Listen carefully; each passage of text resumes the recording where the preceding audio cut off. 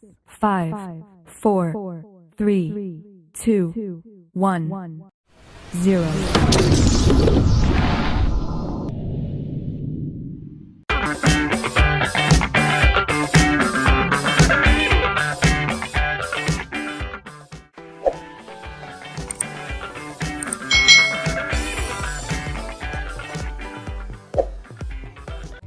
Hai. Selamat datang di channel YouTube Kak Citra. Apa kabar adik-adik semuanya? Kak Citra berharap kalian dalam keadaan yang baik, sehat, dan siap untuk belajar ya. Hari ini kita akan belajar bersama-sama untuk mata pelajaran tematik kelas 3. Kita belajar di tema 8, Praja Muda Karana, subtema 4, Aku Suka Berkarya, pembelajaran yang ke-6. Mari adik-adik kita belajar dengan penuh semangat. Adik-adik yang hebat, perhatikan gambar berikut ini. Siti dan teman-teman memiliki semangat tinggi dalam berkarya. Mereka berkarya menciptakan lingkungan yang asri dan hijau. Siti dan teman-teman berencana mengadakan kegiatan penghijauan. Mereka menanam pohon di area sekolah dan lingkungan sekitar. Mereka memanfaatkan lahan kosong untuk ditanami. Kegiatan menanam pohon sangat bermanfaat nih untuk kesehatan lingkungan. Lingkungan menjadi lebih asri dan teduh. Udara sekitar pun akan menjadi lebih segar. Nah adik-adik, perhatikan denah taman bermain berikut ini. Pelajari cara membaca denah tersebut, lalu tentukan area penghijauan yang paling tepat pada gambar denah tersebut. Adik-adik, di sini denahnya seperti ini. Jadi ada tanda tempat sampah, ada gambar pedagang, seluncuran, tempat duduk, ada air mancur, ada jembatan, dan ada ayunan. Misalnya nih adik-adik ya, ayunan ini seluncuran ini nih ada di titik A1 ya, ada di gambar A1 misalnya seperti itu. Nah adik-adik, posisi seluncuran ada di A1. Lalu posisi ayunan, nah ada di A2. Berarti di sini A2 ini harusnya ada gambar ayunan adik-adik ya. Lalu posisi tempat duduk ada di A3. Ini tempat duduknya. Berikutnya posisi area penghijauan itu tepat di B1 dan C3. Nah di B1 dan di C3 yang kosong ini kita beri tempat untuk area penghijauan. Maka di sini kita beri gambar pohon adik-adik ya, di B1 dan di C3 seperti itu adik-adik.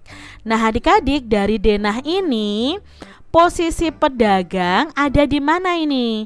Nah posisi pedagang kita lihat ke sini ya, di B lalu ke bawahnya 2. Berarti posisi pedagangnya ada di B2. Lalu adik-adik, posisi berikutnya adalah jembatan. Ada di mana nih?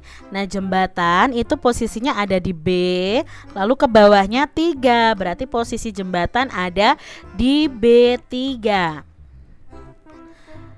Soal berikutnya, posisi air mancur ada di, nah air mancur kita lihat ada di C, lalu ke bawahnya 2. Berarti air mancur itu ada di C2 posisinya.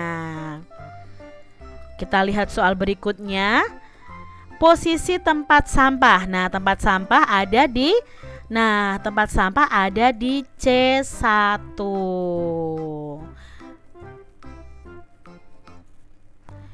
Misalkan akan ditanam pohon, maka lokasi yang bisa digunakan adalah lokasi B1 dan C3 itu yang bisa ditanam pohon adik-adik. Nah, adik-adik di sini sekarang perhatikan gambar denah berikut ini. Lengkapi denah dengan gambar sesuai keterangan. Yang pertama nih adik-adik ya, kita akan gambar nih keterangannya. Posisi A1 terdapat tempat duduk anak-anak saat beristirahat. Nah, berarti di sini A1 berarti di sini ya tempat duduknya. Lalu posisi B2, mana B2 terdapat kolam ikan.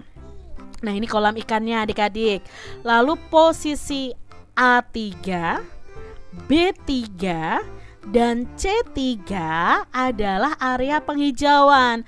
Berarti di sini ada gambar pohon untuk A3, B3 dan C3. Lalu posisi C1 terdapat tempat sampah. Berarti di sini gambar tempat sampah. Nah, itu tadi denah dari informasi yang didapatkan ya adik-adik ya. Ada banyak kegiatan yang dapat dilakukan untuk menjaga lingkungan. Salah satunya itu dengan menanam pohon dan merawat tanaman. Selain itu, menjaga kebersihan lingkungan itu juga penting adik-adik. Kegiatan tersebut membuat lingkungan kita itu nyaman dan bersih.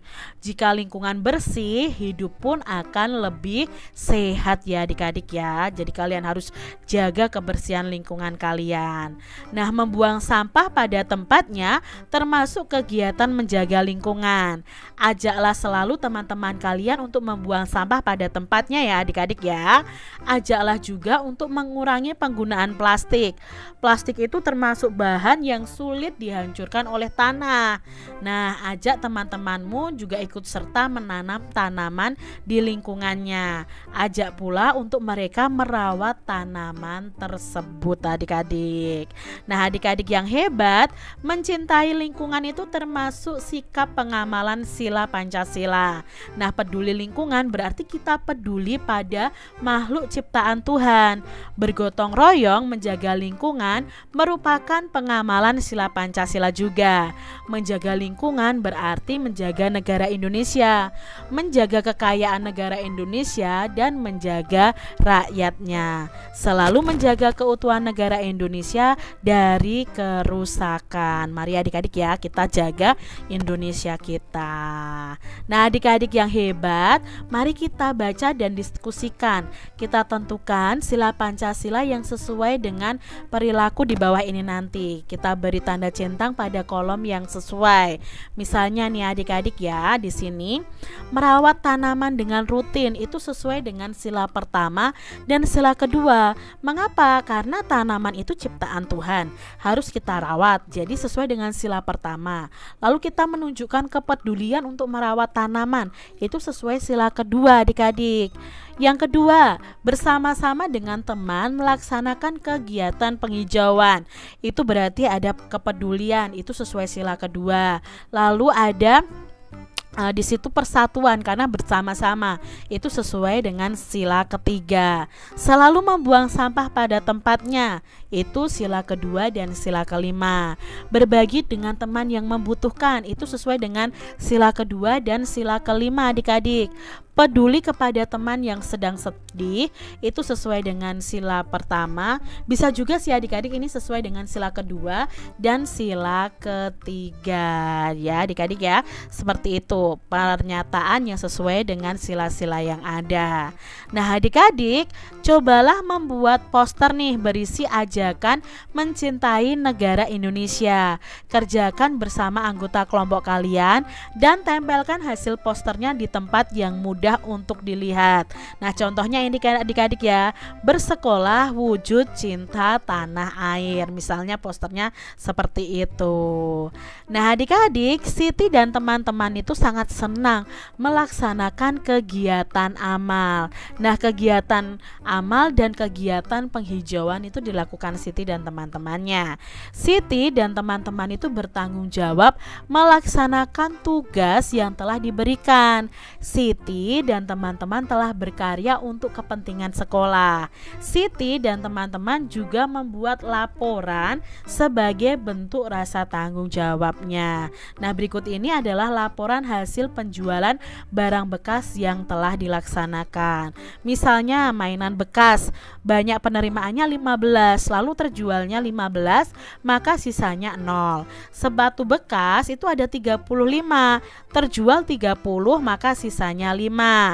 Buku bekasnya ada 40, terjual 35, sisanya ada 5. Lalu pakaian bekas ada 55, terjual 40 dan sisanya ada 15. Nah, dari tabel itu adik-adik, buatlah laporan dalam bentuk diagram.